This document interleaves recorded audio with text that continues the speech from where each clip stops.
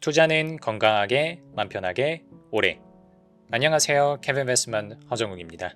오늘도 제가 저녁 강의 일정이 끝나자마자 굉장히 빠르게 집으로 달려와서 화면 녹화를 통해서 여러분들을 만나 뵙고 있고요. 제가 어제 6월 17일자로 이제 꼭 공유드리고 싶은 공시가 세 가지나 있어서 되게 거의 밤을 새면서 영상들을 정리를 해놨었는데 이렇게 이틀 연속으로 여러분들께 꼭 전달드리고 싶은 그런 공시가 나온 거는 참 오랜만이라는 생각이 듭니다. 그래서 지금 현재 촬영 일자 그리고 시간 6월 18일에서 19일 넘어가는 새벽이라고 보시면 되고요. 굉장히 오늘 힘든 저녁 강의 일정을 보냈음에도 불구하고 여러분들을 이렇게 빠르게 찾아뵙고 싶은 이유는 아시아나항공 쪽에서 영구전환 사채 발행이라고 하는 그런 공시를 냈어요. 근데 이게 지금 제가 따로 설명드리지 않으면 이 재무 쪽을 잘 모르시는 분들께서는 이번 공시를 보고 뭐야 이거 뭐 외계어로 쓰여져 있어 라고 하면서 그냥 지나가실 수도 있을 만한 그런 내용인데 이게 여러분들의 주주가치에 굉장히 큰 영향을 미친다는 차원에서 중요하다라는 생각이 들고요. 또 우리 시장 환경에서도 지금 대한항공과 아시아나항공이 합병 절차를 계속해서 밟고 있고 아시아나항공이 코스피에 상장된 기업이고 그동안 굉장히 어려웠던 시기를 겪었던 만큼 관계된 분들이 되게 많을 거라는 생각이 들어요. 그래서 꼭 한번 시간을 내서 여러분들한테 정리를 드려보고 싶었습니다. 지금 화면 보시면 오늘 6월 18일자로 두 가지 공시가 나왔습니다. 하나는 자본으로 인정되는 채무증권 발행 결정이고요. 두 번째 밑에 나와 있는 게 전환사채권 발행 결정인데 이게 사실은 같은 내용입니다. 같은 내용인데 앞에서도 슬쩍 힌트를 드렸지만 영구전환사채라고 하는 게 영구채 사이드가 해석되는 부분들이 있고 전환사채 내용으로 해석되는 부분들이 있거든요. 그래서 그걸 각각 분리해서 공시를 해놨더라고요. 그래서 사실상 똑같은 어떤 하나의 사채를 가지고 두 가지로 분리해서 공시를 하셨다고 보시면 됩니다. 그래서 오늘 영상 같은 경우에는 각각의 조항들, 조건들 여러분들께서 아셔야 되는 그런 조건들을 그냥 단순하게 설명을 드리고요. 영상 뒤쪽으로 가서 이 조건들이 어떤 의미가 있고 이게 아시아나항공의 어떤 재무제표에 어떤 영향이 있으며 그리고 시장에는 어떤 영향을 줄 거고 그리고 아시아나항공이 이러한 영구전환사채라고 하는 것을 발행할 수밖에 없었던 그 이유와 맥락에 대해서 좀 소개를 드려보도록 하겠습니다. 천천히 따라오시죠. 먼저 우측 상단에 보시면 지금 3호 영구전환사채라고 나와 있죠. 그래서 가장 기본적인 것부터 한번 확인을 해볼게요. 권면총액 얼마 빌리느냐? 그러면 1,750억 원 빌립니다. 어디에 쓸 거냐? 자금 조달의 목적 항상 확인하라고 말씀을 드리죠. 채무상환자금으로 1,750억 원 쓴답니다. 일단 여기서부터 주주 여러분들께서는 기분이 조금 나빠야 돼요. 회사가 자기가 기존에 갚아야 되는 채무를 상환하기가 없어서 다른 돈을 빌린다는 얘기죠. 그래서 여러분들 카드 돌려막기랑 되게 비슷한 거예요. 앞에 빚을 갚지 못해서 새로운 빚을 갚으면서 앞에 빚을 갚는다. 이렇게 넘어간다라고 이해하시면 되고요. 사채 이율 같은 경우로는 표면 이자율, 만기 이자율 둘 다 5.1%입니다. 오늘 같은 경우는 만기 이자율을 제가 따로 설명드리지는 않겠습니다. 시간이 조금 아까워서 그냥 이자율 5.1% 낸다라고 보시면 되고요. 사채 만기가 몇 년이냐? 보니까 2054년도까지예요. 그래서 30년이라고 보시면 됩니다. 자, 만기가 30년인데 어떻게 이게 영구전환 사채냐? 영구채라고 하는 거는 만기가 사실상 없다는 얘기거든요. 근데 지금 분명히 공시에 30년이라고 나와 있는데 이걸 우리가 어떻게 영구채라고 볼 수 있느냐라고 보면 여기 지금 만기 연장 조건 및 방법이라고 제가 캡처를 떠왔어요. 그래서 한번 잘 읽어보세요. 여기 세 번째 줄 정도 가시면요. 이 발행회사가 본사채 만기를 30년간 연장할 수 있어요. 근데 만기를 연장할 수 있는 횟수에는 제한이 없어요. 그래서 이게 저희가 이 계산을 할 수 있기 위해서는 만기가 어쨌든 숫자가 주어지기는 해야 돼요. 그래서 상징적으로 30년이라고 하는 만기를 잡은 거고요. 근데 이 만기를 발행회사가 자기의 선택에 따라서 계속해서 연장해서 뭐 60년, 90년, 120년 갈 수 있다라고 하면 실질적으로 만기가 없는 사채 아니냐라고 저희가 해석을 하는 거거든요. 그래서 이 지금 조항 때문에 일단 이번 발행되는 사채가 영구채에 해당한다는 거 말씀드릴 수 있겠습니다. 그리고 지금 항상 이런 특이한 형태의 사채 같은 경우에는 콜풋 옵션이 누구한테 있느냐를 보라고 말씀을 드리죠. 콜옵션 같은 경우는 빌리는 회사, 발행 회사가 채권자한테 가서 야, 너 그거 채권 갖고 와. 만기 되기 전인데 내가 갚아줄게. 내가 중도상환할게. 할 수 있는 권리를 중도상환권이라고 하고 영어로는 콜옵션이라고 한다 그랬고요. 반대로 이제 빌린 채권자가 야, 내가 이제 발행회사한테 와서 내가 너 하는 거 보니까 너 좀 이상하다. 만기가 되기 전이지만 너 나한테 돌려줘. 갚아. 내 돈 갚아. 라고 할 수 있는 거를 풋옵션이라고 한다 그랬어요. 그래서 보시면 사채권자는 어떠한 경우에도 중도 상환을 요구할 수 없어요. 즉 채권자가 가지고 있는 풋옵션은 없습니다. 근데 반대로 발행회사가 가지고 있는 중도상환 콜옵션은 있어요. 그래서 발행일로부터 1년이 되는 날 이후 도래하는 매 영업이일에 본 사채를 중도상환할 수 있다. 그래서 원하면 언제든지 아시아나 항공이 채권자한테 이 사채의 원금을 이자를 포함해서 갚아줄 수 있다 라고 하는 권리가 있습니다. 자, 그럼 일단 이 콜옵션이 왜 있는지를 여러분들이 확인을 하셔야 되는데 앞으로 어떤 형태의 영구채가 발행되는 걸 보시든 간에 대부분의 경우에는 여러분들이 중도성한 콜옵션이 들어가 있는 걸 보실 거예요. 그게 이유가 바로 다음 장에 나옵니다. 자, 여기 보세요. 앞에서 이자율이 연 5.1%로 한다라고 했는데 요 나 부분이 되게 중요합니다. 이자율의 조정이라고 해놓고 보세요. 발행일로부터 2년이 경과한 날부터는 즉 만 2년이 지나면요. 표면이율에다가 고정금리 플러스 3%를 가산할 거래요. 자, 고정금리는 밑에 계산하는 공식을 써놨는데 저희가 영상 전달의 편의상 0%라고 그냥 가정을 하면 표면이율 5.1%에다가요. 2년이 지나면 이게 3%가 더해져요. 그럼 8.1%가 되겠죠. 그리고 발행일로부터 5년이 경과한 날부터는 즉 이제 3년 차부터는 8.1, 4년 차 때도 8.1 가고 5년 차까지도 8.1까지 갑니다. 근데 6년 차부터는 이제 만 5년이 경과한 거잖아요. 그때부터는 매 1년마다 직전 이자율의 0.5%씩을 추가로 가산한다라고 되어 있어요. 이건 뭐냐면 지금 8.1까지 이자율이 올라와 있죠. 자, 근데 5년 지나면 6년 차부터는 8.1에서 0.5% 더해서 8.6%, 9.1%, 9.6% 이러면서 연마다 0.5씩 계속 올라간다는 얘기예요. 이걸 영구채에서 우리가 흔히 찾을 수 있는 스텝업 조항이라 그래요. 스텝업이라고 하는 게 이제 계단을 올라간다라고 하는 의미거든요. 이게 시간이 지날수록 이자율이 계단처럼 상승한다라고 하는 그 현상에서 지금 가지고 온 거거든요.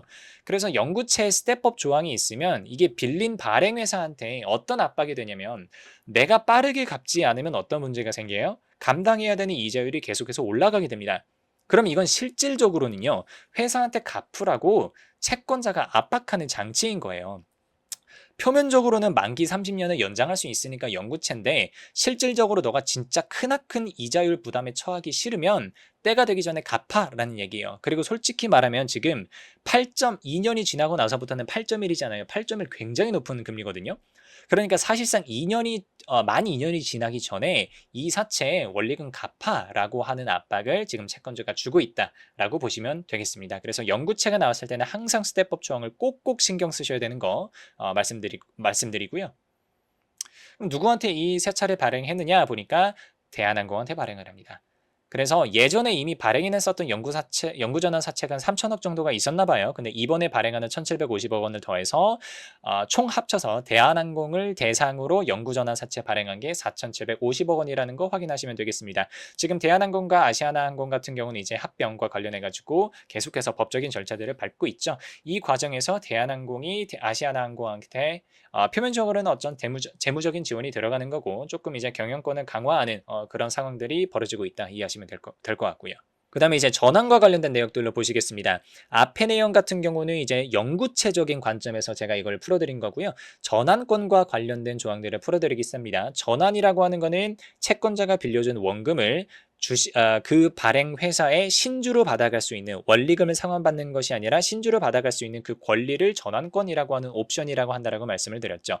그래서 항상 전환권이 수반되는 계약 같은 경우에는 신주를 한 주당 얼마에 받아갈 수 있느냐라고 하는 전환과액을 신경 써야 된다라고 말씀드렸어요. 그래서 1,720원이잖아요. 제가 대충 차트를 보니까 뭐 최근에 주가 움직임이랑 그렇게 크게 차이가 없더라고요. 그래서 전환가액이 뭐 현재 시가보다 상당히 높게 이제 평가가 되어 있으면은 주가가 오히려 조금 상승할 수도 있겠는데 라는 그런 해석의 여지가 되지만 지금 거의 현재 주가랑 큰 차이가 없이 되어 있기 때문에 전환가액 차원에서 여러분들이 크게 기분 좋아하실 만한 일은 없겠다라는 생각이 들고요. 문제가 되는 부분이 여기입니다. 지금 주식 총수 대비 발행할 주식의 비율이 몇 퍼센트냐면 반올림에서 22%예요. 그러니까 기존 주식 수에 대비해서 22%만큼의 신주가 발행이 된다는 얘기예요. 그게 여기 지금 한 1,600만 주 정도 되는 주식 수고요.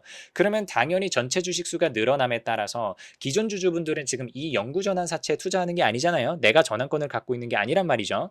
그럼 기존 주주분들은 자기의 지분 가치, 내 주식 가치가 희석되는 것을 전혀 막을 수 없는 상황이 되는 거죠. 그래서 약간 제3자 유상증자라고 보시면 돼요, 이건. 그래서 회사가 돈이 필요해서 심지어 원래 갖고 있었던 그 차입금을 갚지 갚지 못해서 돈을 빌리는데 실질적으로는 돈을 빌리는 게 아니라 언제든지 유상증자로 들어올 수 있는 대금이 지금 들어와 있다라고 이제 들어올 거라고 보시면 되고, 그에 따라서 이제 기존 주주분들께서는 지분가치 이석을 절대 피할 수 없다라는 관점에서는 조금 악재로 해석하셔야 되지 않겠느냐라는 생각이 듭니다. 그리고 하나만 더 좀 말씀을 드려볼게요. 전환권과 관련해서 제가 항상 모든 전환사채 케이스 정리드리면서 말씀드리는 게 있죠. 시가 하락에 따른 리픽싱이 있느냐 없느냐가 되게 중요하다라고 말씀드렸고, 이번 케이스는 없기 때문에 뒤쪽에서 굉장히 큰 이펙트가 있을 거거든요. 자, 시가 하락에 따른 리픽싱이 뭐냐면 앞에서 전환가액이 1,700원 정도로 정해 있었어요. 근데 만약에 시가가 계속해서 떨어져요. 주가가 아시아나항공이 계속 뭐 적자 낸다라고 가정하고 주가가 계속 떨어진단 말이죠. 그러면 전환가액을 1,700원으로 잡고 있는 이 전환사채 투자자 같은 경우에는 내가 전환을 할 이유가 사실상 없어져 버려요. 반대로 또 다른 맥락으로 말씀을 드리면 내가 전환사채에 투자한 이유가 없어져 버리는 거죠. 그럴 때 전환사채 투자자를 보호하기 위한 조항이 시가 하락에 따른 리픽싱입니다.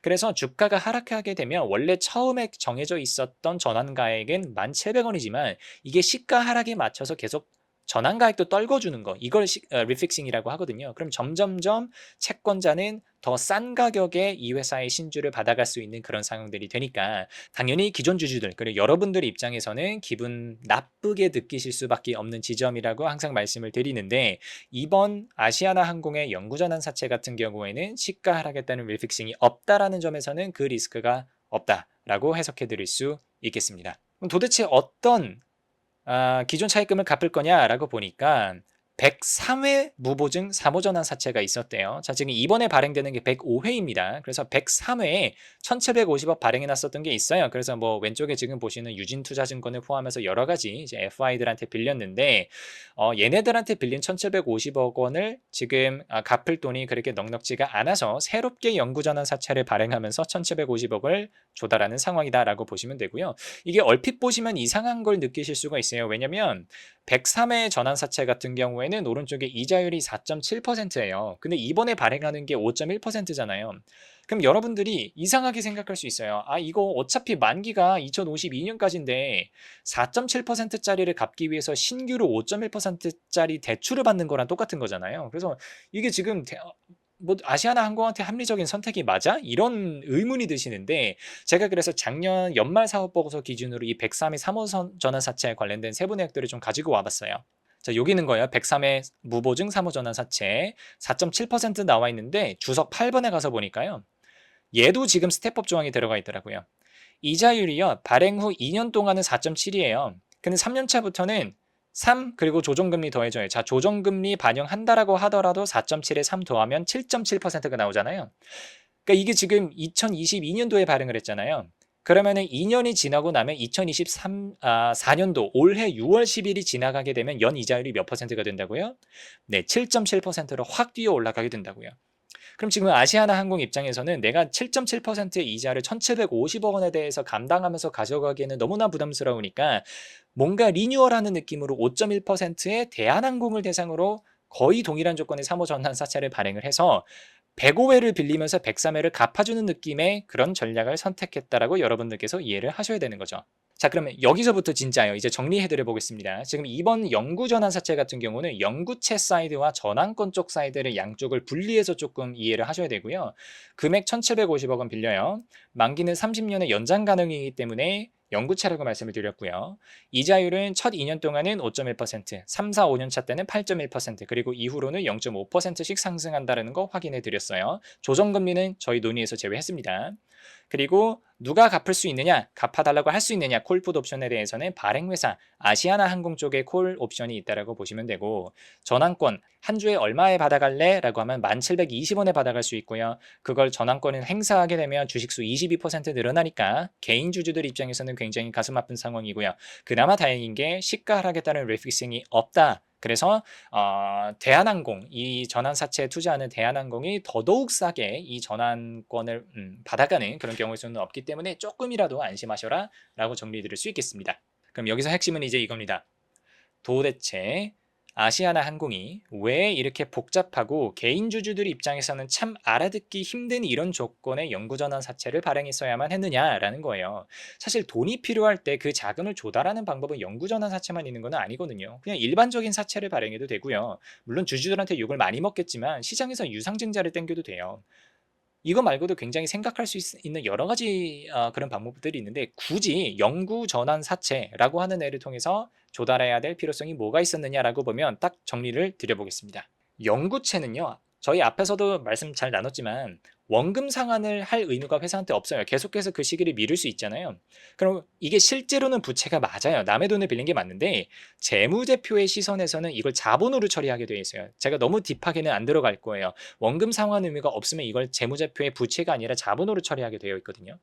그리고 전환권 같은 경우 보면 항상 뭘 강조드리냐면 시가 하락에 따른 리픽싱이 있느냐 없느냐, 그게 주주 여러분들한테 어떤 의미가 있는지는 제가 많이 설명을 드리는데 이게 회계적으로는 어떤 영향이 있는지는 아직까지 그렇게 많이 설명드린 적은 없었던 것 같아요. 자, 그냥 결론만 말씀을 드리면 전환권의 리픽싱이 있으면 이 전환권에 대한 대가가 부채로 처리가 돼요. 부채 쪽에 파생상품 금융부채라고 들어가 있을 거예요.